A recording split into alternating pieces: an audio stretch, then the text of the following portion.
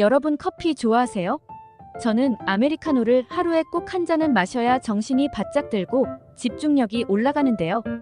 우리나라 성인 한 사람이 1년에 마시는 커피의 양은 무려 500잔이 넘는다고 합니다. 전 세계에서 6번째로 커피를 많이 마시는 것이라고 하는데요. 커피는 적당히 섭취할 경우 여러 가지 건강상의 이점을 제공하기도 합니다. 커피에는 폴리페놀과 같은 항산화 물질이 풍부하게 포함되어 있습니다. 이러한 항산화 물질은 세포를 손상시키는 유해 산소로부터 몸을 보호하고 염증을 줄이는 데 도움을 줍니다. 또한 커피의 카페인은 신진대사를 촉진시키고 지방 연소를 도와 체중 관리에 긍정적인 영향을 미칠 수 있습니다. 커피는 운동 수행 능력을 향상시키는 데도 도움이 되며 운동 전 커피를 마시면 더 많은 칼로리를 소모할 수 있습니다. 하지만 많이 마실 경우 속쓰림이나 수면장애, 두통 등의 부작용을 일으키기도 하는데요. 커피에 함유된 카페인을 계속 섭취하면 뇌혈관이 수축하게 되는데 이것이 지속되면 우리 몸은 이를 정상이라고 인식합니다. 그러다 카페인 섭취량을 갑자기 줄이면 두피로 가는 혈류가 늘어나 두통이 발생하게 되면서 이것이 카페인 금단으로 인해 발생하게 되는 것입니다. 주말에 쉴 때 커피를 마시지 않는 사람이 두통을 호소한다면 평일과 달리 체내 카페인 양이 갑자기 줄어 발생한 두통일 수 있습니다. 오늘은 우리 몸에 독이 되는 커피 섭취의 종류는 어떤 것들이 있는지 함께 알아보도록 하겠습니다. 첫 번째는 캔커피 마시기입니다. 편의점이나 마트에서 쉽게 구매할 수 있는 캔커피는 의외로 몸에 아주 해로운데요. 캔커피 내부는 BPA라는 성분으로 코팅되어 있습니다. 이 성분은 캔이 부식을 방지하는 역할을 하며 음식물이 캔에 직접 닿는 것을 막아주지만 캔의 코팅 부분이 부식되면 코팅제가 녹으면서 음식으로 전이될 수 있습니다. 이렇게 음식에 녹아든 성분이 우리 몸에 들어가게 되면 심장병을 유발하거나 불임, 자폐증, 유방암 등 각종 질병을 유발할 수도 있습니다. 특히 편의점에서 캔커피를 따뜻하게 데우는 온장고에 있는 것은 절대 마시지 않는 것이 좋은데 그 이유는 BPA 성분이 따뜻한 열기와 만나면서 음료에 녹아들 수 있기 때문입니다. 또한 이 성분은 우리가 흔히 접하는 통조림에도 동일하게 들어가는 성분인데요. 통조림이나 캔커피를 구매할 때는 찌그러지거나 녹슬거나 팽창된 제품은 구입하지 않는 것이 좋으며 보관 시에는 서늘하고 건조한 곳에 보관하고 가스레인지 등과 같이 고온에 노출되는 장소는 피하는 것이 좋습니다. 두 번째는 뚜껑이 덮여진 커피 마시기입니다. 플라스틱으로 만들어진 커피 뚜껑에는 검증되지 않은 유해 물질이 포함되어 있는 경우가 있을 수도 있는데 매일 반복된다는 점에서 그 유해성이 결코 작다고 할 수 없습니다. 일회용 컵 뚜껑으로 흔히 쓰이는 재질 중 하나가 폴리스티렌인데 이 재질은 다른 플라스틱보다 저렴하면서 가공이 쉬워서 일회용 음료컵의 뚜껑 재질로 쓰는 경우가 많습니다. 하지만 열에 견디는 내열성이 70에서 90도로 약한 편이며 뜨거운 커피 등 고온에 노출되면 화학 성분이 녹아나올 가능성이 있어 주의해야 합니다. 홍윤철 서울의대 환경보건센터 교수는 커피 전문점에서 테이크아웃용으로 담아주는 커피는 종이컵에 플라스틱 뚜껑으로 덮여 있는데 이러한 플라스틱 뚜껑 중에는 안전성이 입증되지 않은 재질로 되어 있는 경우가 많다며 한두 번으로 인체에 미치는 영향이 크다고 할 순 없지만 오랫동안 반복될 경우 건강을 해칠 수 있다고 이야기합니다.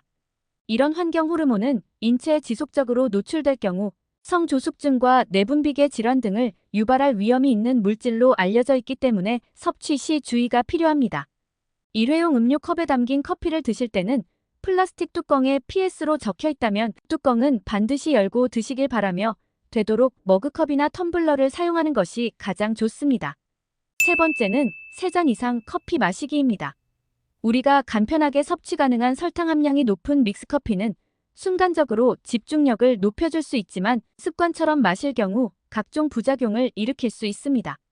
박민선 서울대 병원 가정의학과 교수는 믹스커피를 자주 마시게 되면 당 포화 지방 등으로 인해 비만 당뇨가 악화될 수 있을 뿐만 아니라 열량이 부족한 상태에서 커피로 각성 상태를 유지하면 부정맥 위험도 증가할 수 있어 하루 2잔에서 3잔 정도로 조절할 필요가 있다라고 하면서 우리 몸이 믹스커피를 찾는 것은 열량이 부족한 상태이거나 신체 활동이 부족해 각성을 위해 커피를 찾게 되는 경우인데 정상적인 식사를 부족하지 않게 하는 것이 지나친 믹스커피 섭취를 줄일 수 있는 방법이라고 하였습니다. 호주의 사우스 오스트레일리아 대학교 연구팀에서 실시한 연구에 의하면 하루에 6잔 이상의 커피를 마시는 사람은 치매에 걸릴 위험이 53%, 뇌졸중을 겪을 확률이 17% 높은 것으로 나왔는데요. 연구팀은 하루 6잔 이상의 커피를 마시면 치매, 뇌졸중과 같은 뇌질환을 초래할 수 있다며 하루 2잔의 커피를 마시는 것이 적절하다고 조언하였습니다. 뿐만 아니라 골관절염 관절증 등 다양한 질병 등의 위험 또한 커지게 되니 커피는 절대 하루에 3잔 이상 마시지 않는 것이 좋겠습니다. 네 번째는 공복에 커피 마시기입니다. 아침 공복에 커피를 마시게 되면 스트레스 호르몬인 코티솔 수치를 높일 수 있는데요.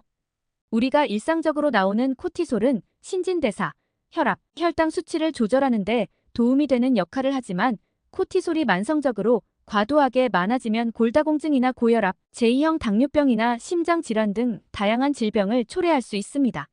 이러한 코티솔 수치는 아침에 일어날 때 자연적으로 최고조에 달하게 되는데 이때 커피를 마시게 되면 코티솔을 생산하는데 자극을 주게 되어 더욱 더 높은 코티솔 분비를 촉진하여 부작용을 일으키게 되는 것입니다. 뿐만 아니라 공복에 커피를 마시면 위장을 자극하게 되어 속쓰림이나 궤양, 메스꺼움 등의 위장 질환을 일으키며 소화장애까지 일으킬 수 있으니 공복에는 절대 마시지 않는 것이 좋습니다. 커피를 마시기 가장 좋은 시간대는 오전 10시에서 오후 12시, 오후 2시에서 오후 5시까지이며 이 시간대에는 코티솔 호르몬이 적게 분비되므로 이때 마시는 커피가 가장 효과가 좋다고 합니다. 다섯 번째는 식후 바로 커피 마시기입니다. 우리나라 사람들이 가장 많이 하는 행위가 아닌가 싶은데요. 미국 뉴욕타임즈는 식사 후 커피를 마시게 되면 만성 피로를 불러올 수 있다고 소개한 바 있습니다. 연구 결과에 의하면 일반 식사와 함께 커피를 마신 사람들은 철분 흡수가 약 35% 줄었으며 이는 커피 속 탄닌 성분이 철분 흡수를 방해하기 때문이라고 하는데요.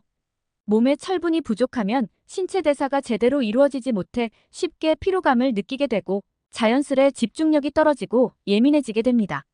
때문에 전문가들은 커피를 식사 후 최소 30분 정도 지난 뒤에 마시는 게 좋다고 하니 식후 바로 커피를 마시는 것은 삼가하는 것이 좋겠습니다. 커피는 이렇게 부작용도 존재하지만 적절히 마신다면 우리에게 아주 이로운 음료가 될 수 있습니다.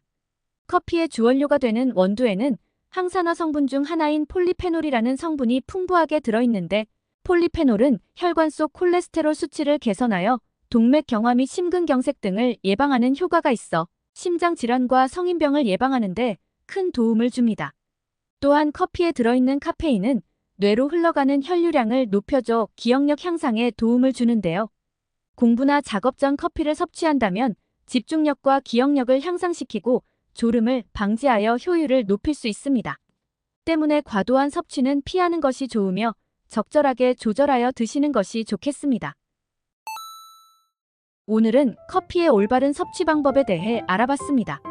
정보가 도움되셨다면 주변의 소중한 분들에게 영상을 공유해주세요. 구독과 좋아요도 부탁드릴게요. 구독과 좋아요는 새마을 정보에게 언제나 큰 힘이 됩니다.